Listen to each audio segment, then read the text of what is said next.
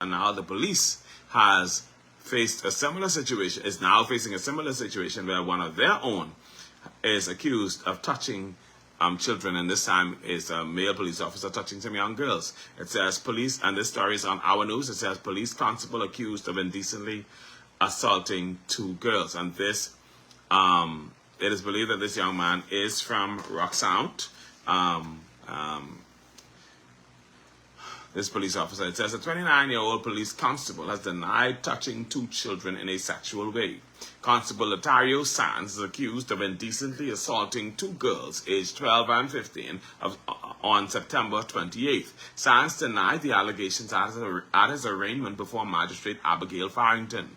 Bail has been set at $7,500, and Sands is forbidden from contacting any prosecution witnesses. His trial is set to begin on January 28, 2026. Sands, who worked at the Western Station, has been suspended from duty and placed on half pay until the case is completed. That's an unfortunate situation. We pray that we hope that it is not so, but if it is so, Sands needs to face the consequences of his actions. This should not be happening. Our law enforcement officers need to get it together. They ought not to be interfering with these children. That's just the way it is, all right?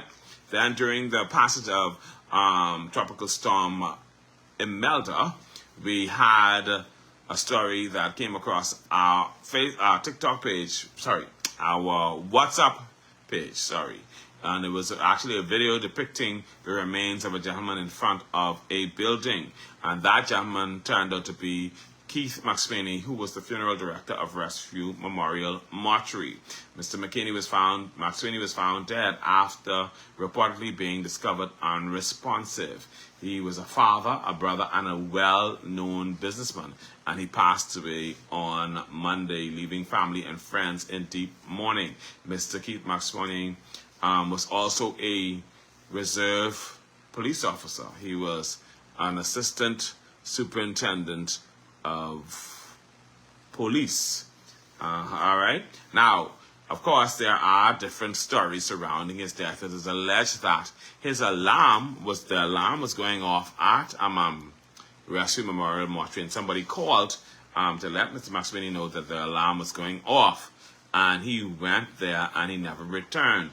And apparently the alarm was still going off. So whoever heard the alarm contacted somebody in connection to him to say, well, we called earlier and the alarm was going off and it's still going off.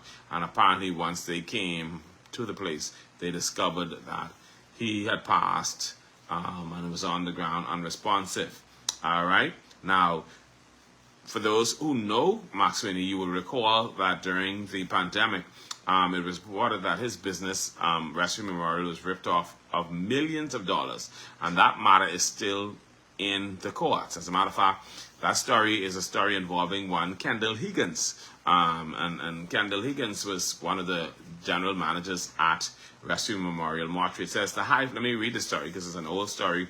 I got the one from January of last year and the one from February, and it reads thus: the high-flying general manager of Rescue Memorial Mortuary and Crematory has been placed on administrative leave amid allegations he squirreled away $2.5 million in used company funds to purchase high-end vehicles, among other things. Kendall Higgins, who is the son of the late Nesbitt Higgins, was sent home by rescue owner Keith McSweeney. The funeral home boss, who was based in Grand Bahama, rushed to New Providence amid suspicions that Higgins may have been stealing by reason of employment. Higgins allegedly acquired limousines and other high-end vehicles, plush apartments, complexes, and a sprawling home in Westgate on a GM salary, raising suspicions. According to rescue sources, the other senior staffers responsible for signing checks with Higgins would allegedly sign blank checks, which may have been used to fund things other than company expenses.